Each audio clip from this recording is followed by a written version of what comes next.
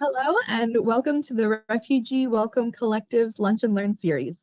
In these sessions, we aim to bring interesting and timely information to you, supporters of refugees.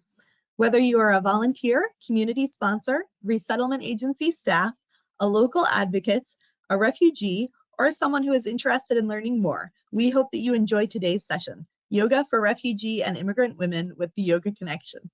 A little bit more about Refugee Welcome Collective. We collaborate with partners to provide in-depth training programs, weekly learning sessions, resources, and on-demand technical assistance for sponsors, practitioners at resettlement agencies, refugees paired with sponsors, community and institutional partners, and others to support quality community sponsorship programs across the United States.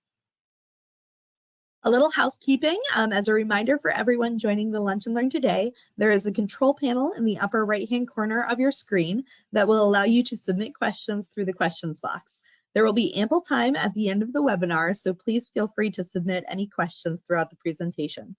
Everyone on today's webinar is automatically muted. However, if you have any technical issues, please raise your hand through the control panel or submit a question in the questions box so we can assist you. Additionally, a recording will be sent out to everyone after today's webinar. This brings us to our presenter for today. Our presenter is Mona Flynn. Mona is an exercise physiologist, yoga therapist, and Pilates teacher, and owns Life Fit, a wellness business in Greensboro, North Carolina. She has been teaching for over 30 years. She is currently a doctoral student in kinesiology at the University of North Carolina, Greensboro, with an interest in community engaged service work, which led her to found the Yoga Connection. Now, through the Yoga Connection, Mona supports immigrant and refugee women through yoga therapy group classes. And that is the work she is here to share with us today. Thank you so much for joining us, Mona. Thank you, Brianne. Thank you for that beautiful introduction, and so glad that we are connected. Thank you. And thank you, Grace, for helping with the slides. So as Brianne mentioned, our name for our nonprofit now is the Yoga Connection. And we have been a nonprofit now for a year, but our program has been running for about 5 years. And it started out with a very long name that just described what we did, yoga therapy for immigrant and refugee women. That was a lot of syllables. So we decided to shorten it as we started. One of our board members came up with the name. We voted on all of these collaborative ideas, and it works beautifully. Again, it says what it means. We are here to be connected together in community. If you would like to have these flyers to encourage people in your area to sign up and try what we are continuing to do in a hybrid mode. The QR code makes it very easy to sit down with someone and show them how to register and maybe empower other things that they get to do, understanding that avenue of approach. We teach 2 sessions every year, and 8-week sessions, because we've realized over time that 8 weeks is a fairly great amount of time to start a new habit, to feel the effective consistency, to come time and again and open your mind and open your heart and just be relaxed, to be in community together. And the work that we do to prepare, 8 weeks gives us a great way to focus on who is present, because 6 months later, it's maybe a slightly different group that is coming to our area, and just to give them truly our focus. So thank you for that. We'll move on to the next slide. And I just wanted to, clarify here. It also says, you said that it was hybrid, which means that if folks watching are in Greensboro, North Carolina, they can come to the class, but also if they're anywhere in the country, right, they can join via Zoom. Absolutely, and I'm sorry I didn't make that point clear, but Brianne, thank you. That is the exact point of the slide, is that we want to invite anyone out there, because we anticipate being hybrid this year. I don't know how much that will continue in the future. We know how to do this now. It just very well may, but it will help folks to maybe get a taste of what we do in case they want to replicate that, and we'll invite them to our volunteer training even. But just to feel that you're a part of a broader community, that here we are all together doing this. By all means, everyone is welcome. Very cool. Thank you. Thank you. With that, we have 2 mission statements. And we felt that getting women together with a purpose in a meeting, that purpose is that we're going to move a little bit. We could have chosen any kind of movement, but coming together doing yoga is more than just about doing the yoga.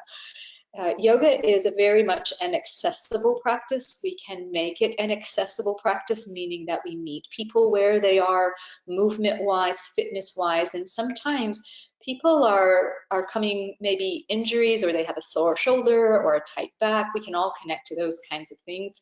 So we practice more of what we call preparations for poses, just to begin to feel like we can count on our body, that we connect to our inherent strength, and we get to do that together.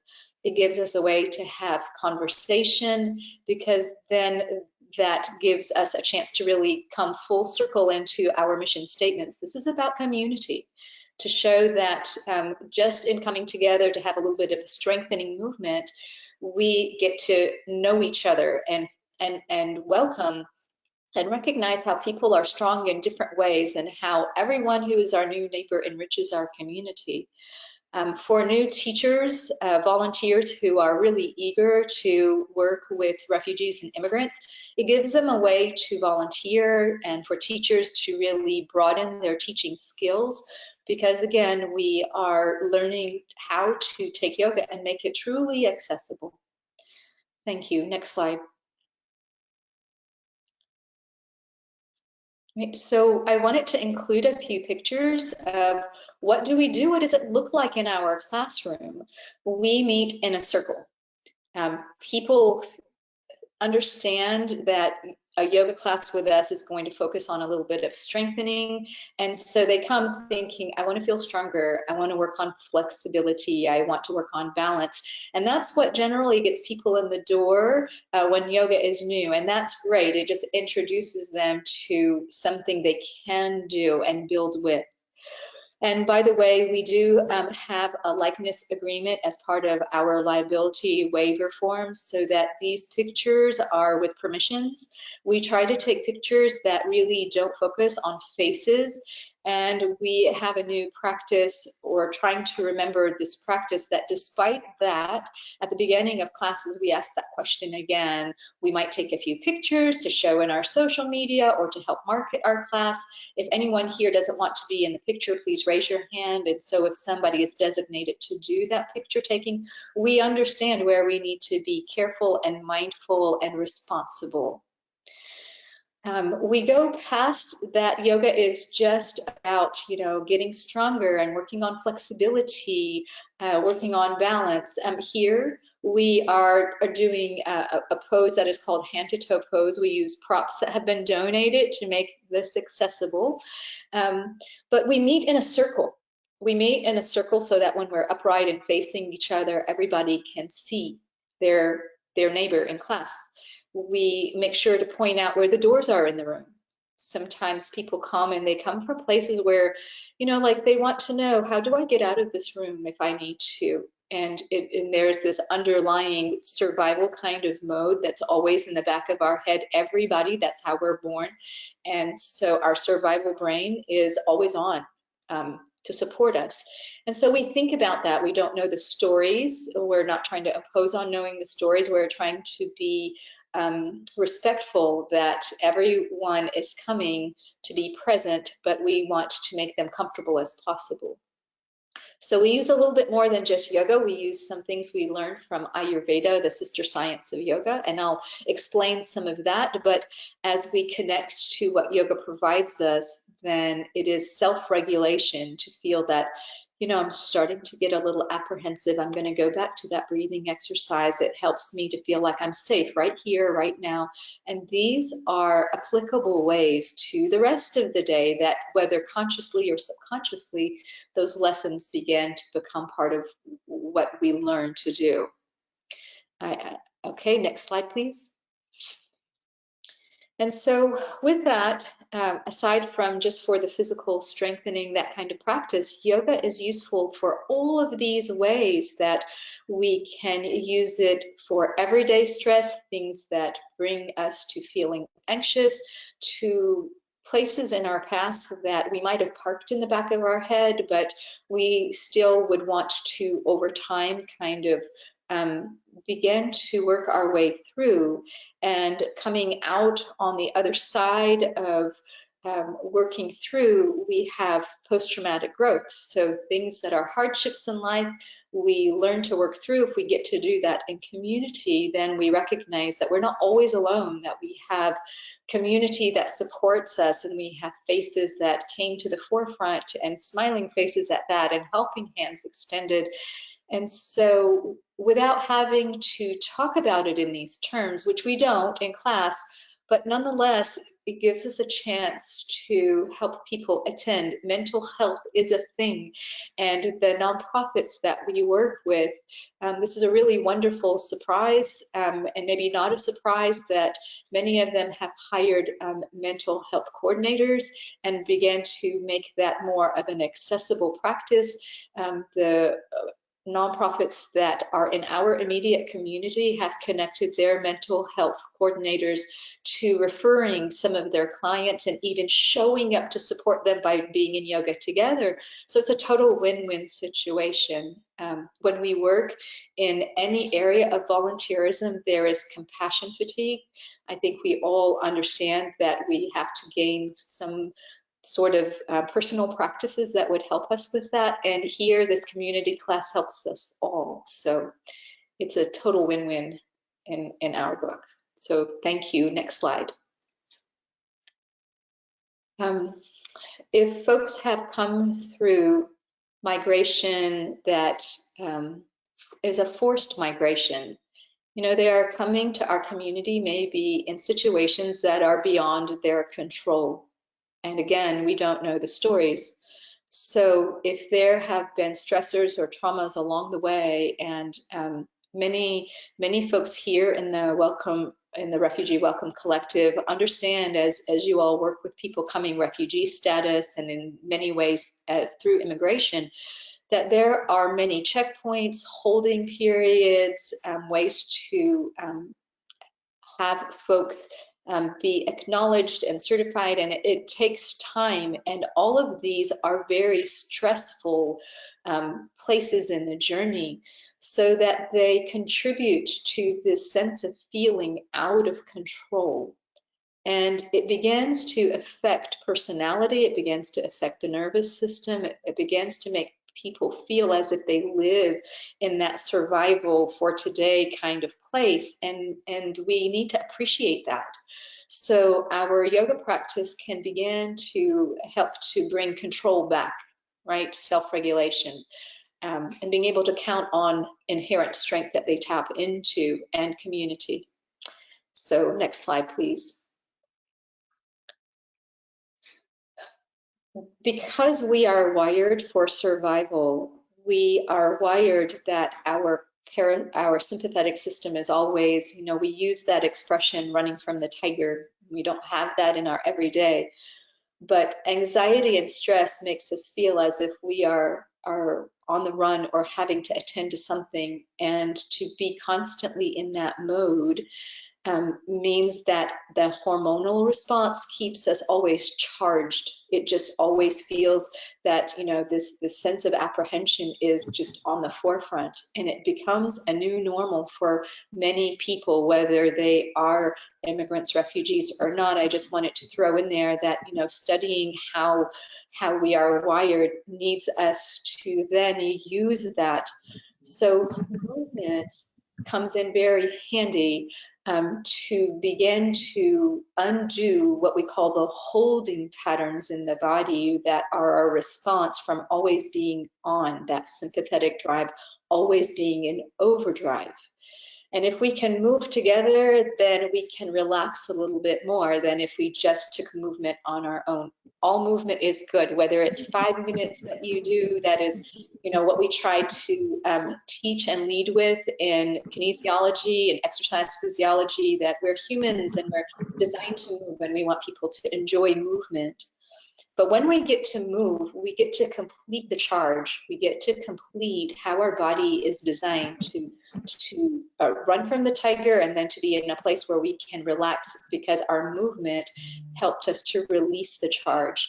And so here it is just stress and anxiety and that past habit of always holding tension. That movement gets to undo, coupled with the other things that yoga provides. So I hope that is a useful bit of information to just focus on it from that thought process. Thank you. Next. So as we learn to trust movement, it is just using movement as a vehicle for, just feeling better instantly without having to name it things or call things or try to understand. Just to move, it empowers us. It makes us feel stronger, and then we can start to put our mind on, what is this thing that I'm needing to get through? How can I feel stronger and ready for it? How do I get to know who in my welcoming circle helps me? Who can I call on, because now community connected me to some folks where I've landed? And all of that is part of what we call post-traumatic growth. We emerge on the other side with opportunity to become stronger, but to use where we've transitioned through as a way to become more in charge of ourselves. And so we're going to pause right there, and we're going to stand up together. If you feel comfortable standing, to try a few movement poses with me. And if you don't feel comfortable standing, you can do all of this from just simply sitting in the chair. We have chair yoga as part of almost every class. The chair is an official yoga prop, okay? So I'm gonna step back, and you can see that I have a chair, and I'm gonna encourage everyone to, whether you sit in the chair, and I'll turn sideways so that you can see that I'm gonna invite everyone to this leaning kind of hinging. Mona, I'm going to join you. I might jump off camera at a few different points, but I'm going to give this a shot as well. Great, great.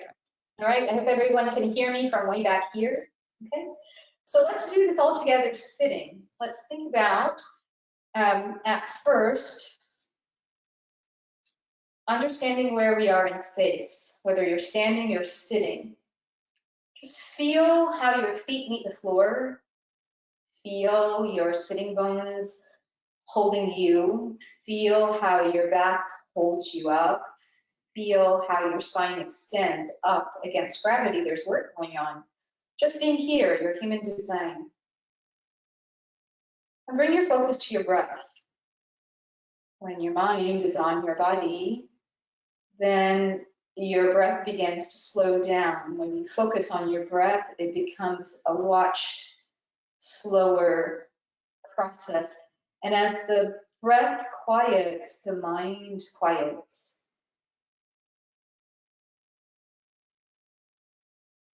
Trauma-informed practices bring us present by bringing the attention to the breath and to our orientation in space.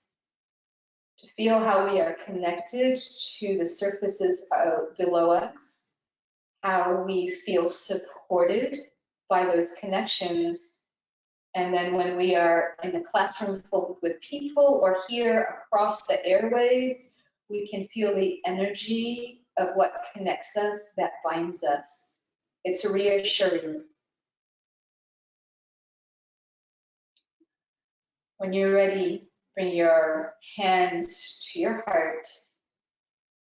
And then come leaning into live hip hinge. Notice the lengthening. And then come upright. If you are sitting, use momentum. Swing the arms back and then swing them forward, and notice how you bring more weight into your feet, and then inhale and come back. And as you exhale, notice how you can almost use the momentum to rise up out of the chair, and that you charge the legs, you feel the strength of your legs, you build the strength of your legs. Exhale, swing into it. If you're standing, simply come upright and then come back into that nearly seated position. This is a pose called powerful pose. Inhale, come on up and open. Exhale, sit back down. And when it's new, we simply come and go, so we're not staying for a long time in one place. But if you're ready to come all the way upright, I'm going to invite you to go and stand behind your chair. And so I'm going to stand behind my chair so that I can use it specifically. Here it is. And I can choose not to use it. Okay. So we're going to practice a pose called Warrior One. Warrior poses are designed to help you feel a sense of readiness for what comes next. So I'm going to park one leg forward and the other leg back, and I think you can see the back of my chair. And if I did nothing more than use my hands into the chair and push forward, then I can connect a little bit more core engagement to what I sense here. The legs are charged. This is a strengthening pattern. My back extends up against gravity with ease. It helps all the muscles of the back. And I can move it into more of a push-up kind of position. I can bend in the elbows and lean a little bit of body weight and then push away. And so pushing and pulling actions lend to, how emotionally we want to feel, as if we welcome things into our lives, or if we can say no freely to what we don't want. Take the arms wide and recognize you're counting on more of your inherent strength. Take the arms high, and this is more of a traditional Warrior One. And then let's make it functional. If I want to fold as if I'm going to pick up a small child or reach something from the floor and come upright, that getting up and down needs to be maintained. Exhale, come around and down. And so we want to involve movement preparations that are functional. We want to involve movements that are emotionally and physically empowering, and that, again, are accessible. I can put my hands back here and use that for steadiness, because we don't know, and we do welcome all levels of ability. There are always several teachers in the room. We visit when we're not teaching because we want to welcome, we want to be welcoming. So let's do all that again. I want to push.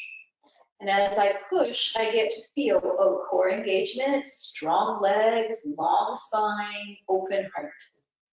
I get to come in, try a little bit of a movement that might remind you of a push-up, but it so strengthens the upper body. When we look at how women are designed compared to men, men have a little bit more muscle mass in their upper body, so we could stand to cultivate upper body strength.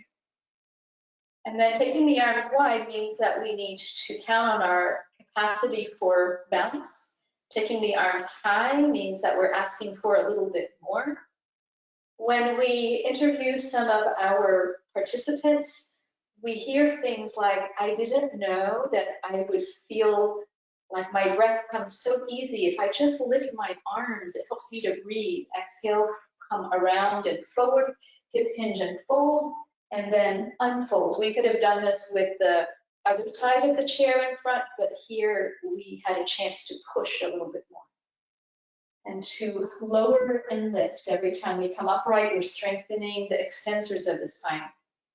Let's try that one more time. A lot of our participants are young mothers, some of them grandmothers, getting up and down from the floor, holding children. All of that is important.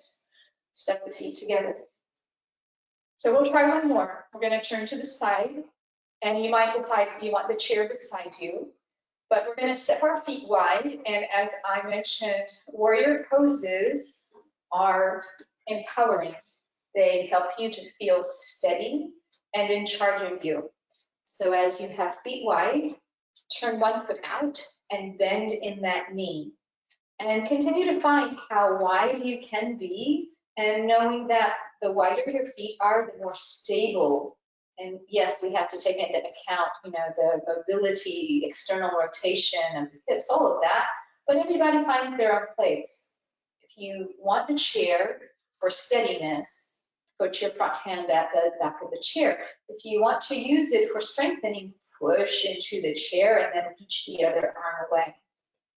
And look over the bent knee hand. So we're coming closer to that traditional shape of Warrior Two. And taking the arm at the chair up off the chair again means that we have a little bit more of a workload and a balance requirement. It all contributes to proprioception, to understanding where am I in space, how am I taking care of me. We can lower the back hand if the shoulder gets tired and turn the front palm off and then lift so that we find another area of the body to stretch the other side of the rib cage. This is called reverse warrior. But we're going to use this wide space to come into a really great pose called goddess pose. So if you will, and you can use the chair to steady yourself if you wish. But as you stand here now, turn your feet out and bend in your knees. And at first, let's just get used to what we're asking the legs to do. I want to find a challenge of leg strengthening. And then I want to straighten and recruit the inner thighs and zip up the center. And as you get comfortable with coming and going, yes, this is a building process. We're building strength. We're using strength. If you're comfortable going to this goalpost position with one or both arms pressed back, yes. As you straighten the legs, take the arms high. As you bend the knees, come into that goddess pose. So elbows bend, knees bend. Legs straighten, arms straighten. Coordination is a great way to sharpen the mind, keep us present and together, and feeling strong. Relax and walk the feet in. Give yourself a break. You're welcome to turn around if the chair is there or to move the chair to the other side because you don't really need to see me. I'm going to move my chair because I'd like to stay with you.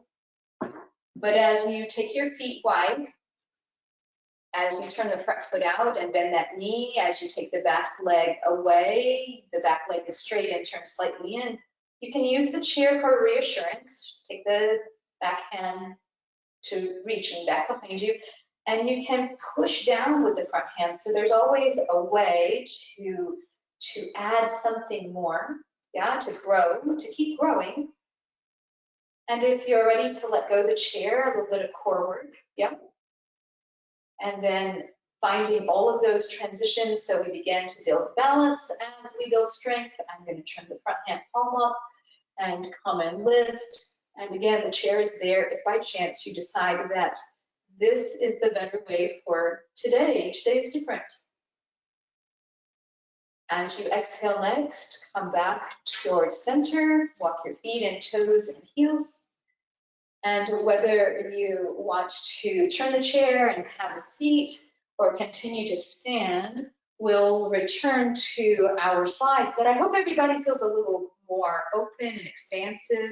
It's amazing what a little bit of movement really does for not just the body, but for the mindset. All right, so I'm going to come and return in that same way to like have a seat and be present to the continued slides. I'll come down here. Okay. Great, thank you, Mona. Thank you. That was fun. All right, so we have a couple more slides, I think. Yeah. Let's see. So every class is different. We have a different teacher each time. It was important and continues to be important that we hear a variety of voices, that we share as many new friends and friendly smiles with our participants. And so every class we say is perfect. That teacher brings her strengths. We meet people where they are. We get to not just connect and strengthen, but this continued set of something new helps people embrace the idea of new, because their lives are filled with new, that a whole lot of new doesn't always have to be something to have to be apprehensive of, but that they can reestablish this sense of community trust. All of that lends to well-being. Next slide, please. And so again, a great picture that shows the energy of what happens in the room. You can see in the very center of the circle how we hybrid class.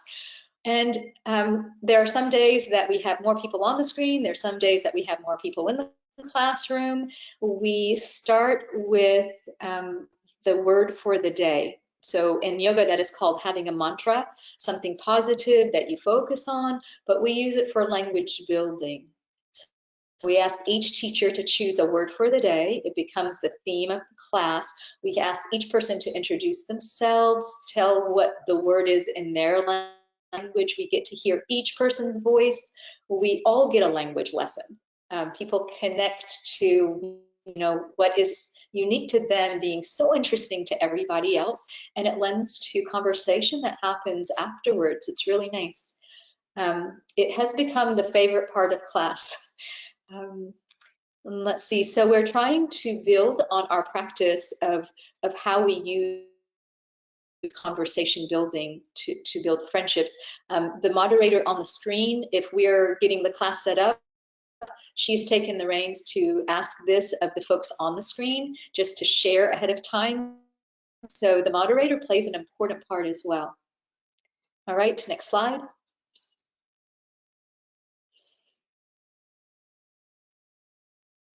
That's a fun picture. It really shows what we do. All right, yet another fun picture. So that importance of connecting people to their bodies so that we recognize how much we have in common, and that we begin to trust our bodies, to trust ourselves with other people, and to feel that we are in a safe place right here, right now, doing something that everyone can be successful at. Next slide, please. So you can see the chair is a part of our class for sure.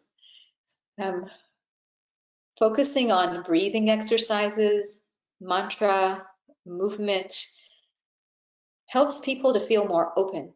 There is the hormonal release, the endorphin rush that lends to the sense of freedom and ease and joy in movement. In the long run, we hope that if folks, and many of them, they move on, they have jobs, their children change schools, they move to other places, many of them come back to volunteer with us.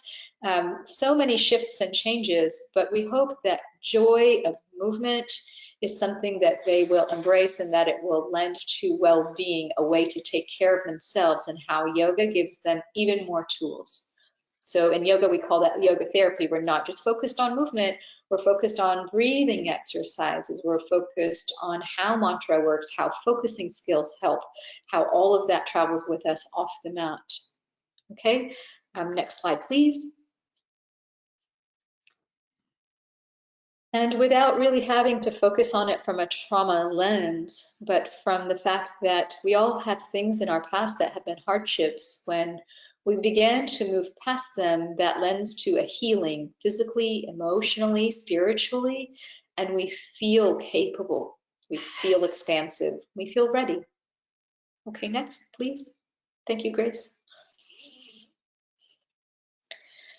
And so along the way, we have not just a new nonprofit, we have ways to connect socially, follow us.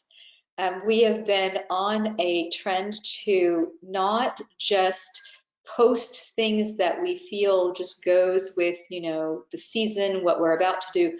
Our new way to really use our social media is to focus on the people. So we've been highlighting the people who come and volunteer, and what it takes, so that if you are trying to do this in your community, that you get to hear their voices, or how meaningful it is. We do have a website. There's another Yoga Connection in Australia. They are awesome and huge. They do different things. But connect to us here, and we would love to continue to grow together by having you in our circle. Next slide. And do you see the chairs and the circle? So I chose a number of pictures just to show variety of what we do. Hopefully you can feel the energy. And next slide, please. And so that brings us full circle to the beginning, where we shared our flyer that typically goes around and changes dates. Next Monday we begin. We would love to see you on the screen with us. Thank you. Great. And we do have a few questions for you, Mona. But I also just want to mention, although we talked at it again. So, for example, if a volunteer or sponsor is watching this, or a staff person, and they thought that they might know either, I don't know if they wanted to just take part, if they would be welcome, or if they knew a refugee or immigrant woman that they think might be interested, what should they do? How could they describe this to them? Thank you. That's just the perfect question. We've gotten over some hurdles to understand how to handle that question. That the initial answer is yes and yes, whether they just want to come and see what we do, experience what we do, feel what it's like before bringing someone else, an immigrant or refugee, a client that they have, someone they know in community, because it's nice to feel like you know what you're introducing first. What we discovered in this last session, that we would visit ESOL classes in our community and invite people that way. Some of the ESOL teachers come as they encourage their students, because again, we work on language too. We came to understand that the misconception was that we were having a spiritual practice, and people were not quite sure what to think about that. And so we reestablished our explanation to say that we are using yoga and having a strengthening your body kind of approach. So please come and recognize that you'll feel stronger, and you'll feel, like to point to that balance and mobility as the advantages. But equally, we talk about the community. So I hope that answers that question. So the answers are yes and yes, but that is how you would want to introduce it, just in case those are looming thoughts. And what we've also discovered is that people will share, and it's only wonderful. Thank you for sharing. But our participants that we are aiming to invite do not come unless someone sits down with them and say, let's look at this QR code. Let's look at the pictures on this website, or just, like it takes you right away to the registration page. You are asked to submit your name and your email, and that's it. And maybe to explain, look for a reminder. It should come 24 hours in advance, and then 1 hour in advance, just so they would know what to expect. A lot of our new arrivals, our new neighbors, they're learning about how to handle email. Just that. So it gives a lesson that way too. Thank you. Let's see, and then we also have a few other questions that have come in here. A few people are actually curious if you've had experience, if you've used interpreters at all as part of the yoga. Absolutely.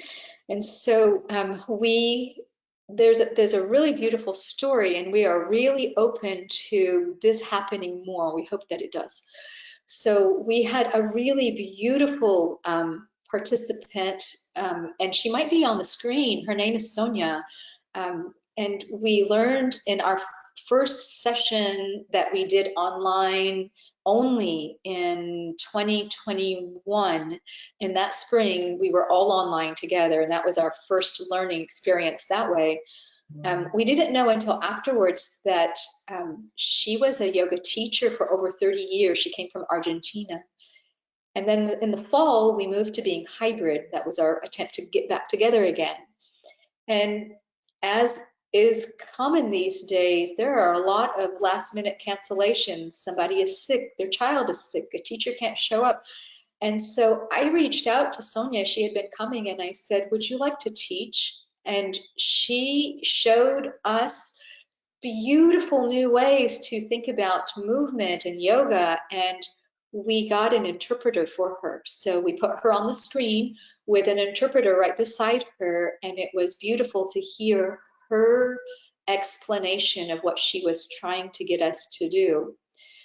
But even when we've asked her to come and co-teach a class, we recognize that movement is a universal language, that when there is trust in this group in the room, that just listening to her speak, listening to her voice, her calming voice of, wisdom, that she didn't really need a whole lot of language, and she led beautifully with very minimal language, but we got to hear her beautiful Spanish, and we understood what to do, and we followed her, and she was beautiful. That was a lot of fun.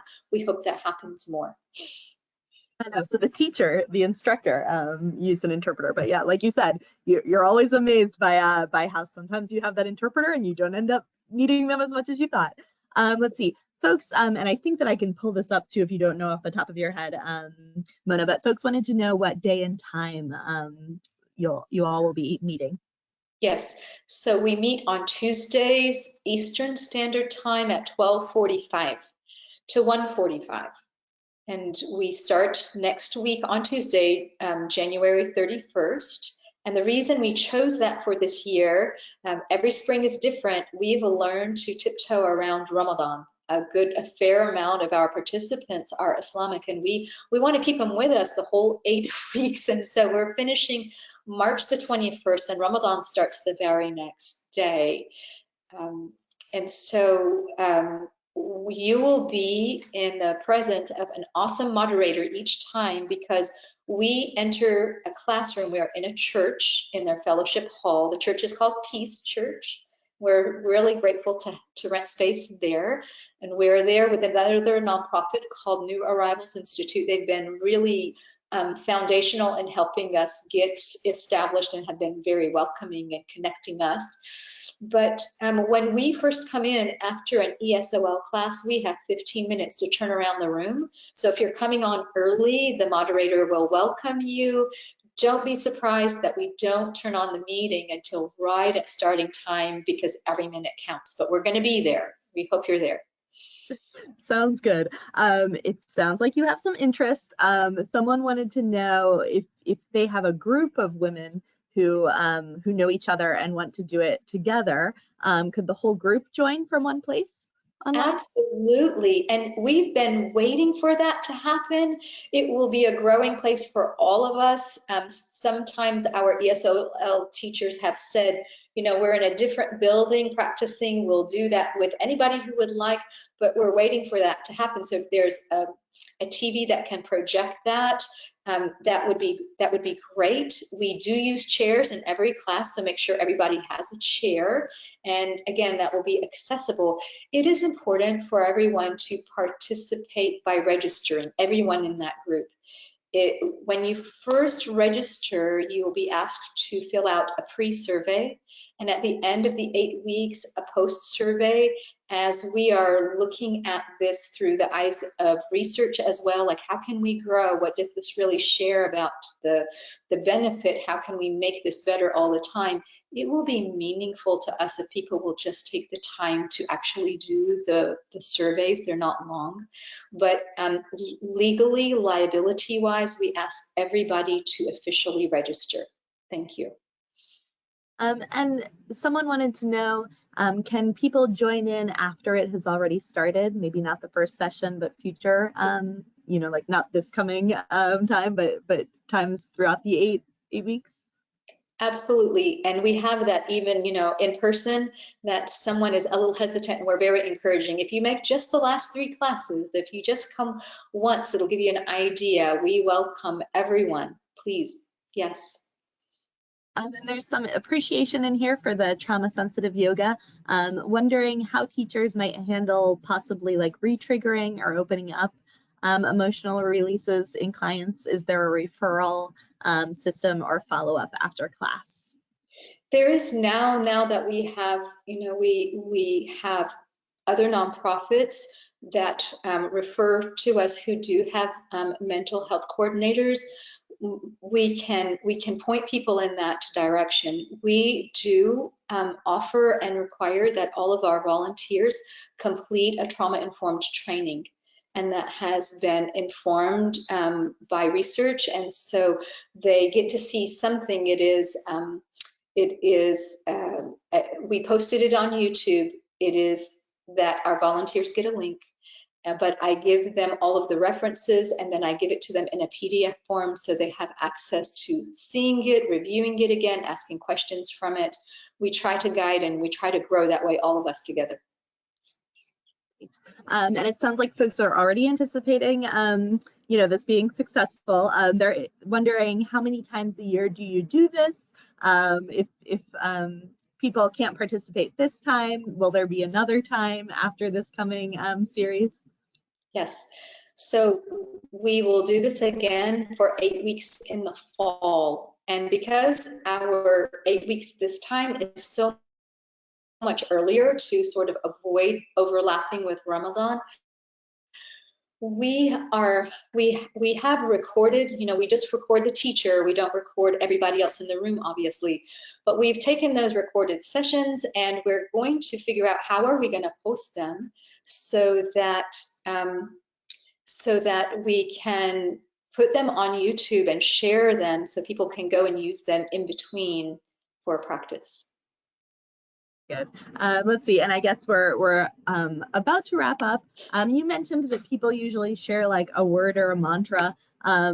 Someone wanted to know any examples, not to put you on the spot, but if you can think of examples of mantras or words that people have chosen.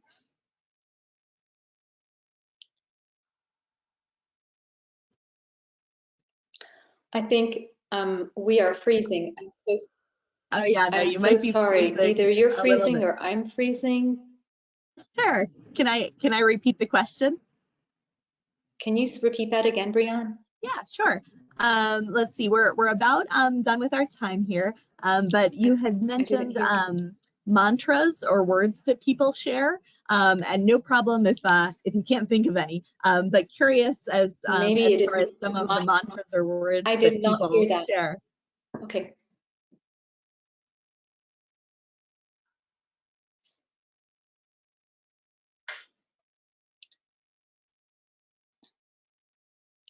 I think my internet must be freezing. I'm so sorry. I do. It's okay. That's fine. We are just about ready to wrap up, so that's fine. You can ask me here, and just, maybe I can type it in the chat, question mark. oh, sure, if you can. Let me see. Let me see if I can. Yeah, one moment. Okay. And actually, I might mention, I'm going to get some information here from Mona in a moment. But actually, while I'm doing that, I also wanted to mention that the QR code on your screen there is there so that we can get some feedback from you all. Please let us know any future suggestions you have for Lunch and Learns. Also, we're going to drop a link into the chat so that you can fill out the survey there as well. So if you want to go ahead and pull that up and start doing that, that would be wonderful. Let me see.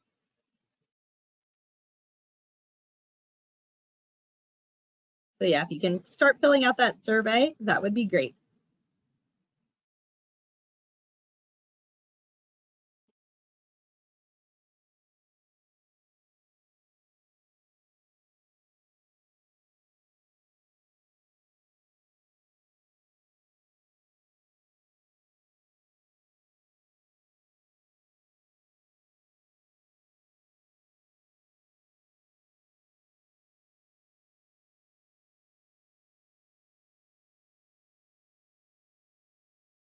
And I think Mona is going to share some examples. Oh, yeah. So some of the words or mantras Mona is sharing, and that will probably help us wrap up here. Some of the words people have used is brave, new, together, explore, play, and inspire. So we got that one way or another via chat. And like I said, we'd love to hear from you and receive any feedback on today's Lunch and Learn. So please do take a moment to complete the survey via the QR code or the link in the chat. You will receive a follow-up email with a link for today's webinar. And also we'll put in the link, of course, to Mona and the Yoga Connection if anyone wants to register. Thank you so much, Mona, for joining us today. And on behalf of Refugee Welcome Collective, thank you all for joining us and have a great rest of your day. Thank you.